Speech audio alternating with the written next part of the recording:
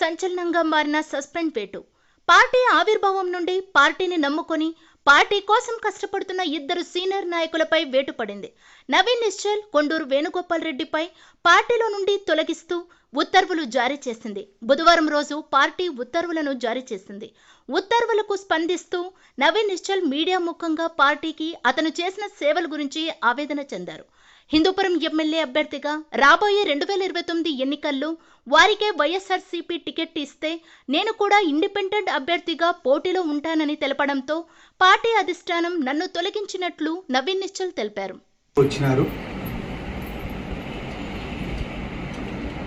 2024 election ముందు కూడా ఫ్లెక్సీల విషయంలో మీకు అందరికీ మీరందరూ కూడా చాలా పాత్రలు ఈ వృత్తిలో, మీ వృత్తిలో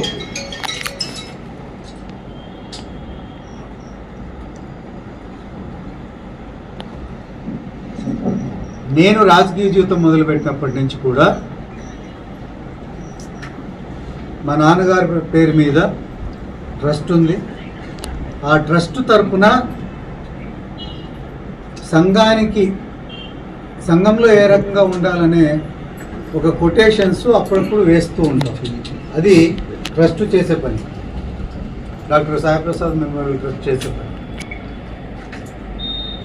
ఎందుకంటే మా ఫాదర్ ప్రొఫెసర్ కాబట్టి ఆయన సమాజం బాగుండాలనే ఆలోచనతో ఉన్న వ్యక్తి కాబట్టి ఆయనని స్ఫూర్తిగా తీసుకొని నేను ఈ ట్రస్ట్ స్థాపించడం జరిగింది. అందులో భాగంగానే ఆ రోజు కూడా మేము ఫ్లెక్సీలు వేస్తే దానిపైన కూడా రాద్ధాంతం చేసి ఆ రోజే నన్ను పార్టీ నుంచి సస్పెండ్ చేయించాలనేసి ఆ రోజు కూడా కుట్రలు పన్నినారు. ఆ రోజు వారు సఫలీకృతం కాలేకపోయినారు.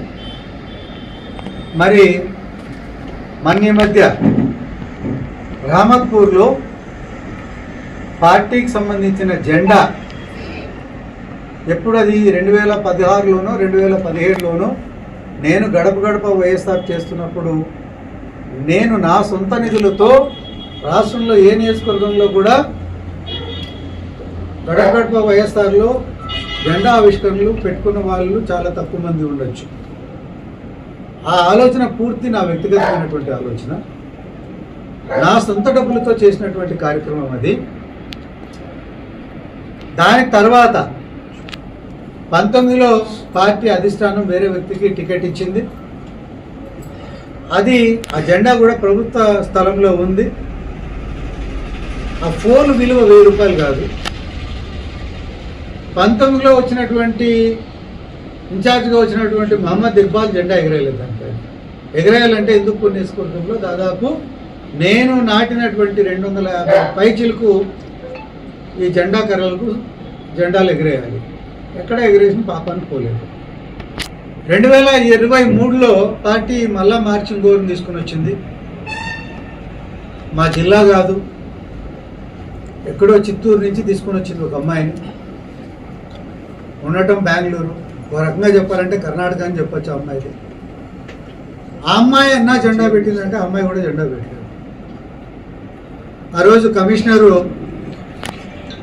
4 గంటల సేపు నాకు పర్మిషన్ కావాలి అని నన్ను అడిగినప్పుడు, రిక్వెస్ట్ చేసినప్పుడు ఆ 4 గంటలకు మాత్రమే నేను పర్మిషన్ ఇచ్చిన. ఆ ఉత్త ఫోన్ ఉంది అందులో. కానీ పార్టీకి రంగారెడ్డి అనే ఒక వ్యక్తి ద్వారా కంప్లైంట్ ఏమి ఇప్పించినారు, రహమత్పూర్లో స్వర్గీయ రాజశేఖర రెడ్డి గారి విగ్రహాన్ని నవీనే తీసేసినాడు అని చెప్పి కంప్లైంట్ ఇచ్చినాడు. అది రెండో ప్రయత్నం. ఆయన తీసేసినాడు, వెంటనే మీరు అతనిపై చర్యలు తీసుకోవాలి. ఏమన్నా న్యాయం ఉందా అనేసి అడుగుతాను. మూడోసారి మొన్న స్వర్గీయ రాజశేఖర రెడ్డి గారి జయంతి రోజు నేనేం మాట్లాడాను, కార్యకర్తల ముందర 3 ముక్కలు అయిపోయింది పార్టీ హిందూపూర్లో. 3 ముక్కలను అధిష్టానం కలపాల్సిన బాధ్యత తీసుకోవాలి, లేకోకుంటే పార్టీ నష్టపోతుందని నేను చెప్పిన.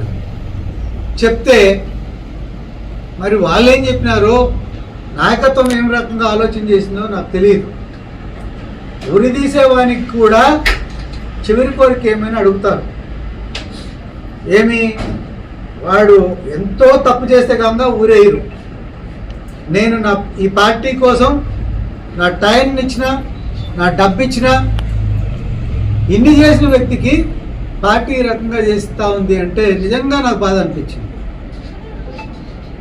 నేను 2013లో పార్టీలోకి వచ్చినప్పుడు 2014 నుంచి 19 వరకు ఆ రోజు అధికారంలో ఉన్నటువంటి తెలుగుదేశం పార్టీకి వ్యతిరేకంగా కార్యకర్తలకు, పార్టీకి అండగా ఉంటూ పార్టీని హిందూపూర్ నియోజకవర్గంలో ఏ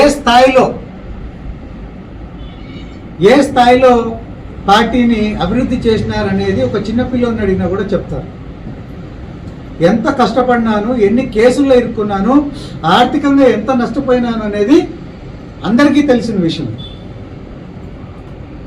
కానీ జగన్మోహన్ రెడ్డి గారి నిర్ణయం మేరకు 19లో మొహమ్మద్ ఇక్బాల్ గారిని తీసుకొని వస్తే ఆ రోజు నేను పనిచేసినాను.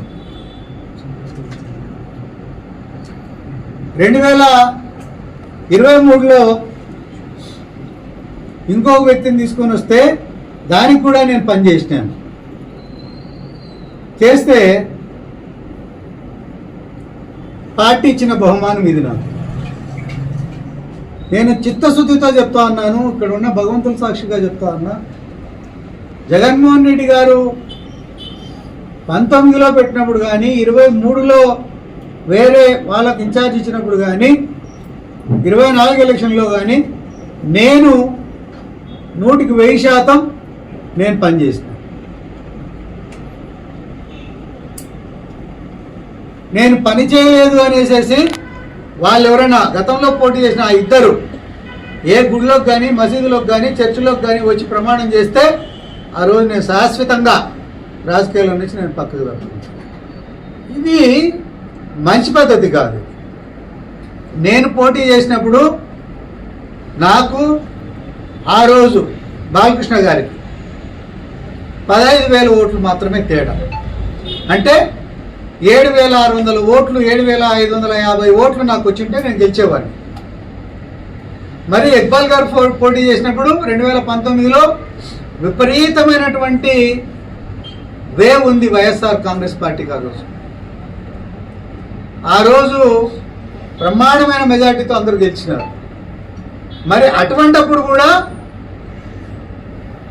ఇక్బాల్ దాదాపు నాకు తెలిసి ఒక ఈవీఎం ఓపెన్ కాలేదు శనివారంది, అయినా కూడా ఆయన 20,000 చిల్లర ఓట్లతో ఆయన ఓడిపోయినారు. మొన్న జరిగిన ఎలక్షన్లో అంటే నేను ఎందుకు ఇవన్నీ మీకు ఉదాహరణలు చెప్తానంటే, ఒక సిట్టింగ్ ఎమ్మెల్యే పైన తర్వాత వచ్చే ఎలక్షన్లో ఖచ్చితంగా 100% ఏ ప్రాంతంలో అయినా కానీ, ఎక్కడైనా కానీ నెగిటివ్ అనేది గ్యారంటీ ఉండే ఉంటుంది. అది రాజకీయాల్లో సర్వసాధారణం. కానీ హిందూపూర్ నియోజకవర్గానికి వచ్చేటప్పటికి దానికి భిన్నమైనటువంటి పరిస్థితి వస్తుంది. ఎందుకు వస్తుంది అని అంటే, పార్టీ సరైన నిర్ణయాలు తీసుకోలేకపోవడం వల్ల ఈ పరిస్థితి ఏర్పడతా ఉంది. 38,000 చిల్లర ఓట్లతో ఆ బాబా దీపిక ఓడిపోయింది.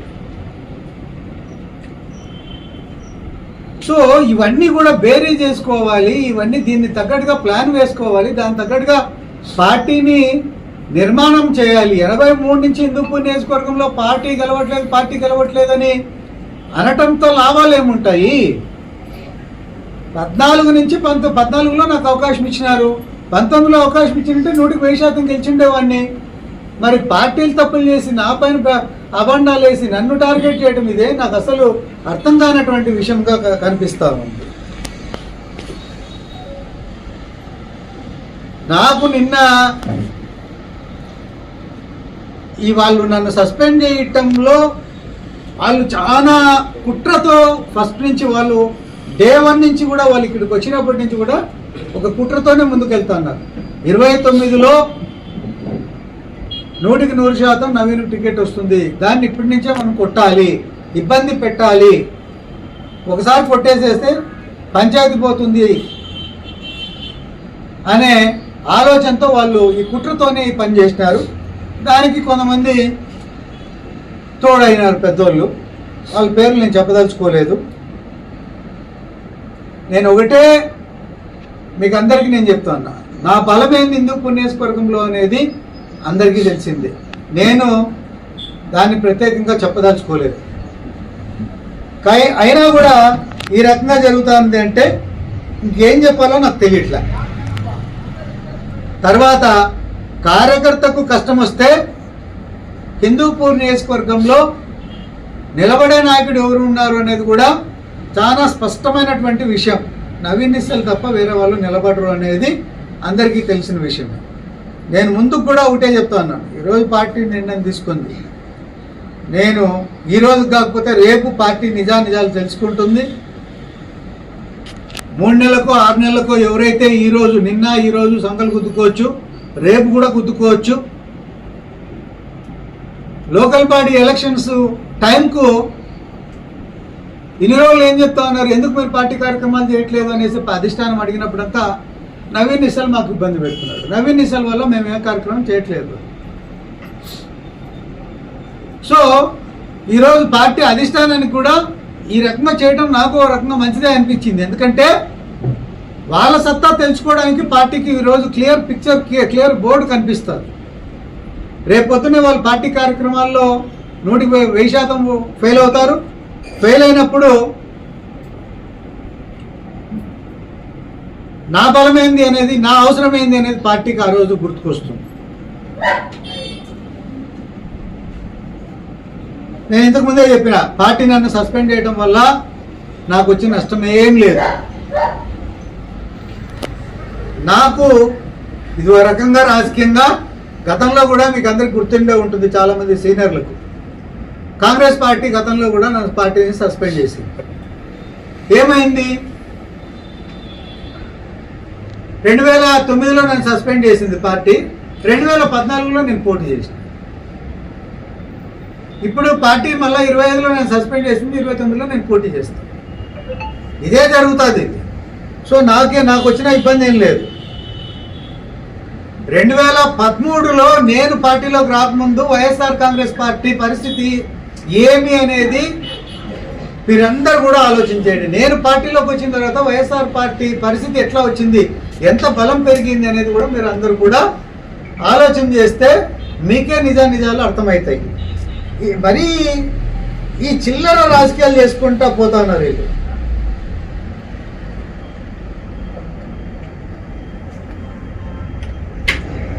నేను ఒకటే క్లారిటీ చెప్తా ఉన్నా, వైఎస్ఆర్ పార్టీ నాయకత్వానికి, అభిమానులకు, కార్యకర్తలకు, జగన్మోహన్ రెడ్డి గారు నాకు 2 సార్లు టికెట్ ఇవ్వకపోయినా కేవలం ఆయన పైన ఉన్నటువంటి అభిమానంతో ఆయన కోసం పని చేస్తాను ముందు కూడా.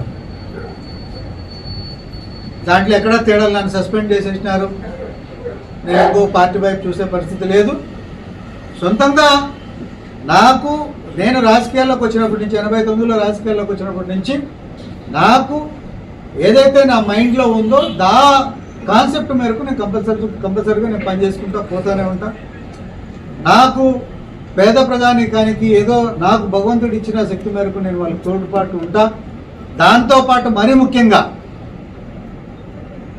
కార్యకర్తలకు ఈ సందర్భంగా చెప్పేది ఏంటంటే, ఎవరు కూడా డిలా పడాల్సిన అవసరం లేదు, డిలా పడద్దండి. నవీన్ నిశ్చల్ బతుకున్నంత వరకు వైఎస్ఆర్ పార్టీ కార్యకర్తకు కానీ, నా మనుషులు జోలుకు కానీ ఎవరైనా వస్తే వాళ్ళని ఏం చేయాలనేది నాకు బాగా తెలుసు. 100కి 100% చేస్తా. నా వాళ్ళ కోసం నిలబడతా, నా వాళ్ళ కోసం ఉంటా, నా వాళ్ళ ప్రతి ఒక్క పనిలోనూ, ప్రతి ఒక్క కష్టంలోనూ వాళ్ళకు తోడుగా ఉంటా. రాజకీయంగా వాళ్ళని ఎదగనిస్తూ నేను ఎదుగుతాను. కాబట్టి పార్టీ ఇప్పటికైనా కూడా ఆలోచన చేసి, ఎవరైతే కుట్రలతో కంకణం కట్టుకున్నారు, హిందూపూర్ వైఎస్ఆర్ పార్టీని నాశనం చేయాలని కంకణం కట్టుకున్నారు, ఆ ఉచ్చులో పడద్దండి అనేసి అధిష్టానాన్ని నేను కోరుతా ఉన్నా. వాళ్ళ ఉచ్చులో పడి పార్టీని ఇక్కడ నాశనం కావడానికి వాళ్ళు చేస్తున్న ప్రయత్నానికి మీరు మద్దతు తెలియజేద్దండి అనేసి నేను కోరుతున్నాను. ఈ ఘటనపై ఇప్పుడు జరిగింది, సస్పెండ్ చేశారు కదా. జగన్మోహన్ రెడ్డి ఏమైనా కలుగుతారా? నేను కలవదలుచుకున్నాను. కలవను. భవిష్యత్ కార్యాచరణ నేను ఎట్లా నాన్న పేరు మీద ట్రస్ట్ ఉంది, ఆ ట్రస్ట్ మేరకు కంపల్సరిగా గతంలో 2009లో పార్టీ సస్పెండ్ చేసినప్పుడు కూడా నాన్న పేరు మీద ఆ ట్రస్ట్ ద్వారా చాలా కార్యక్రమాలు చేసినాము. అదే రకంగా నా శత్రువులు ఊహించినంత పెద్ద ఎత్తున కార్యక్రమాలు ఉంటాయి.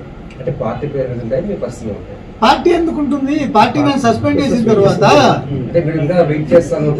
అవును, నేను పార్టీ సానుభూతి పరుడుగా ఉంటా, అంతేగాని పార్టీలోకి నేను ఇన్వాల్వ్ కాలేను కదా, కాకూడదు కూడా.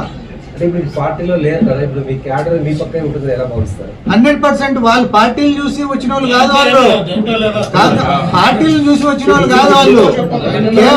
మీకు అదే చెప్పిన 2013లో పార్టీ, నేను పార్టీలోకి రాకముందు పార్టీ పరిస్థితి హిందూపూర్ నియోజకవర్గంలో ఏముంది, 2019లో పార్టీ పరిస్థితి నేను ఇన్ఛార్జిగా ఉన్నంత వరకు పార్టీ పరిస్థితి ఏముంది, ఈ రోజు పార్టీ పరిస్థితి ఏముంది, అది మీరే బేరీ చేసుకోండి. అట్లని నాయకత్వానికి నేను ధిక్కారంగా నేను మాట్లాడటం లేదు, మాట్లాడను. సార్ మరో పార్టీ ఆఫాలిస్తే వెళ్తారా మీరు వేరే పార్టీలోకి? లేదు,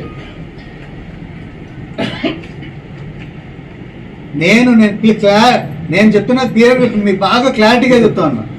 నేను ఈ పార్టీ సానుభూతి పరుడిని, కాంగ్రెస్ పార్టీ సానుభూతి పరుడిని ఫస్ట్ నేను. తర్వాత స్వర్గీయ రాజశేఖర రెడ్డి గారి మరణం తర్వాత జగన్మోహన్ రెడ్డి గారికి జరిగిన అన్యాయంతో మేమందరూ ఆయనతో పాటు నడిచేదానికి సిద్ధమై ఆయనతో పాటు నడుస్తాం కూడా. ఇదే పార్టీలో కొనసాగుతారు అంతే. అంటే నేను టెక్నికల్గా రాలేను. నేను అదే ఇంతకుముందు చెప్పిన, పార్టీ ఈ రోజు కాకపోయినా రేపైనా వాళ్ళు చేసిన పొరపాటును తెలుసుకుంటారని నాకు నమ్మకం ఉంది. వాళ్ళు తెలుసుకుంటే మంచిది, తెలుసుకోకపోయినా కూడా మంచిదే. దైవ నిర్ణయం ఏదైతే ఉంటుందో అదే జరుగుతుంది. నేనైతే అన్నిటికీ ప్రిపేర్ అయి ఉన్నాను, దాంట్లో ఎక్కడ తేడా లేదు.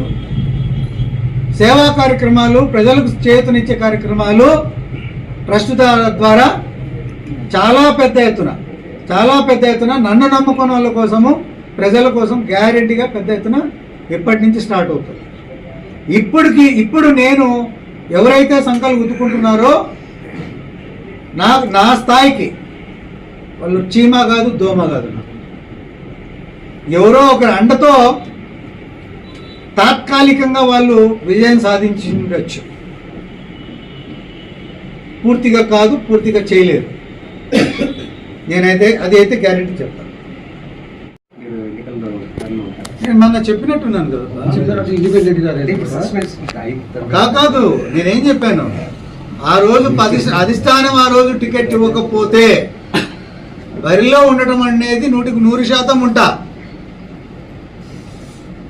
100% ఉంటా. దాంట్లో ఎవరికి ఏం డౌట్ అక్కర్లా. అదే చెప్తున్నాను. మీ అనుచర వర్గంలో వివిధ హోదాల్లో పదవుల్లో సంవత్సరాలు సస్పెండ్ అవ్వచ్చు. మిమ్మల్ని సస్పెండ్ చేశాను కాబట్టి వాళ్ళు మీతో పాటు ఉంటామని మన పార్టీకి రాజీనామా చేసే అవకాశాలు. ఎందుకు రాజీనామా చేయాలి? నన్ను చేసినారు, వాళ్ళని చేయలేదు కదా. వాళ్ళు ఏమన్నా చేస్తారు, ఎందుకు చేయాలి? నేను పార్టీ సానుభూతి పడి నేను ఎందుకు చెప్తాను? ఏం మద్దతుగా ఏమన్నా వాళ్ళు చేస్తారు? అవసరం లేదు కదా. నేను పార్టీని విభేదిస్తాను లేరు, స్థానికంగా ఎవరైతే కుట్రదారులు ఉన్నారో వాళ్ళను మాత్రమే విభేదిస్తాను. ఎక్కడ కర్ణాటక నుంచి ఇక్కడ హిందూపూర్లో పోటీ చేసే అభ్యర్థులు లేరా? ఒకవేళ నవీన్ నిశాల్కి ఇవ్వకూడదు అనుకుంటే ఇంకొకరికి, ఎవరికైనా మహిళకి ఇవ్వాలనుకుంటే ఇంకో మహిళకి ఇవ్వనీలే, బీసీ మహిళకి ఇవ్వని, నాకేం ఇబ్బంది ఉంది? నేను ఆ రోజు జగన్మోహన్ రెడ్డి గారు కూడా అదే మాట కదా నేను చెప్పింది. కర్ణాటకలో చిత్తూరులో పుట్టిన అమ్మాయి బెంగళూరులో సంసారం చేస్తాన్న ఒక అమ్మాయికి తీసుకుని వచ్చి పెట్టాల్సిన అవసరం ఏముంది? ఈ ప్రయోగాల వల్ల పార్టీ నష్టపోతుంది సార్ అని చెప్పాను సార్. ఆయన కూడా 19లో కూడా అదే మాట చెప్పిన, ఇక్బాల్ గారికి ఇచ్చినప్పుడు కూడా అదే మాట చెప్పిన. ఒకటి లాజిక్ చెప్తా అన్నాను, బాలకృష్ణ గారు సామాన్యమైన వ్యక్తి కాదు, ఆయన స్వర్గీయ ఎన్టీ రామారావు గారి కొడుకు. అంటే వాళ్ళకి ఎంత చరిత్ర ఉంది, అటువంటి వాళ్ళతో నేను 14 నుంచి 19 వరకు వాళ్ళకు వ్యతిరేకంగా అన్ని పోరాటాలు చేసి నిలబడి పార్టీని నిలబెట్టి కార్యకర్తలు నిలబెట్టానంటే అంతకన్నా పార్టీకి లాయల్టీ ఎట్లా నేను చూపించాలో నాకు అర్థం కాలేదు. పార్టీకి నేను ఇంకా ఎట్లా లాయల్టీని నేను ఎక్స్ప్రెస్ చేయాలనేది కూడా నాకు తెలియట్లా. నా డబ్బు పోయింది, టైం పోయింది. ఆ రెండింటిని నేను పోయినా కూడా బాధపడలేదు. నా కుటుంబాన్ని పూర్తిగా నేను వాళ్ళని నన్ను నమ్ముకొని వచ్చిన నా భార్య కావచ్చు, నా కొడుకు కావచ్చు, మా అమ్మని కావచ్చు పూర్తిగా నిర్లక్ష్యం చేసిన. నాకు పార్టీ ఇచ్చిన బాధ్యత ముఖ్యమని అనుకున్నా, పని చేసిన. పార్టీ ఈరోజు నాకు బహుమతి ఇచ్చింది. ఆ బహుమతిని నేను తీసుకుంటున్నా.